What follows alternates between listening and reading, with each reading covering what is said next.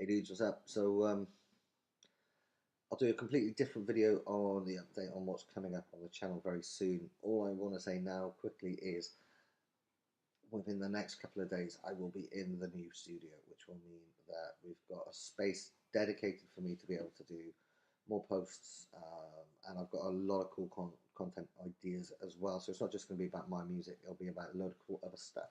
And this is what I want to put out to you guys today. One of the pieces that I'm going to be doing, I'm going to be doing a lot of album reviews. I'm going to be doing a lot of kind of new stuff or albums that have really influenced me or stuff that I feel is lost, the hidden treasures, that should have got more acclaim than they did at the time. Or even some albums. I'm just listening to Minus Blue at the minute by the Seahorses, which most of you have never even heard of because it never got released. So stuff like that would be quite cool to talk about as well.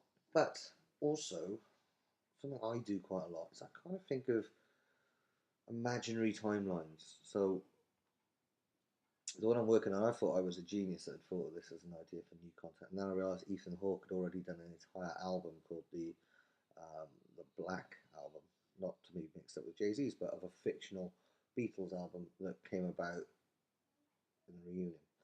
And I like it. I like what he's done, Ethan Hawke, but it's massive. It's like a triple album. It's 51 tracks. I was like, no, listen, Beatles albums. Right, so the idea is a Beatles reunion. Okay, and Beatles albums are generally around about 14 tracks, 13, 14 tracks long. So 51 tracks is too much, in my mind. That's where I was going with this. So 13 to 14 tracks. Um, Also, I wanted it to be based around songs that were kind of current to around 1980. Reason for that, obviously, anything after 81, John's sadly, tragically been killed. Um, and usually a decade as a minimum between a reunion with bands. So you kind of got a ballpark there. You've got McCartney 2, you've got George Harrison, and somewhere in North England, I think it's the other George one that was kind of both 1980, 81. He was quite prolific at that time, George. You've got um, Double Fantasy by John Lennon, and what was the Ringo one? Hang on a second, I've got this noted down somewhere.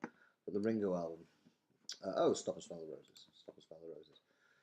So those are the ones that I'm picking out of. So a very tight time frame of between 1980 and 81.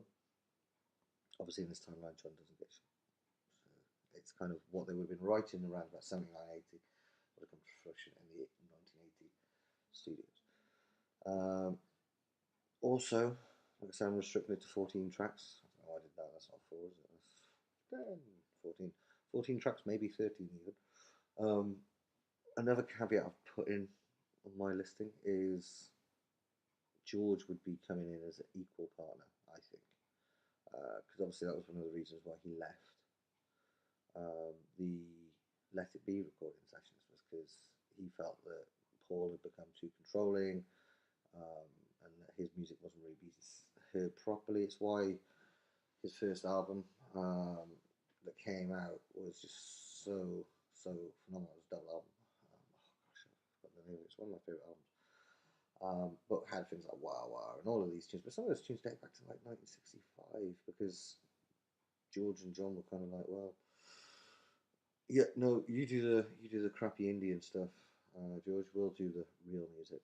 So I think George would he would have said, I'll come back, but I want to be treated equally, which is fair enough because he was a damn good songwriter, and in my opinion, some of the best Beatles stuff was George's.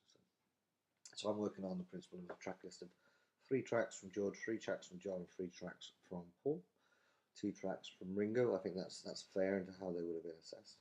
And I'm going to work on the principle that they've got to come from those 5 albums. So the 2 from George at the time, like I said, Somewhere in England and George Harrison. Double Fantasy, which is a double album by John Lennon. McCartney 2 by McCartney, obviously, and Smell the Roses by Ringo. So I'm going to be picking tracks just from those albums.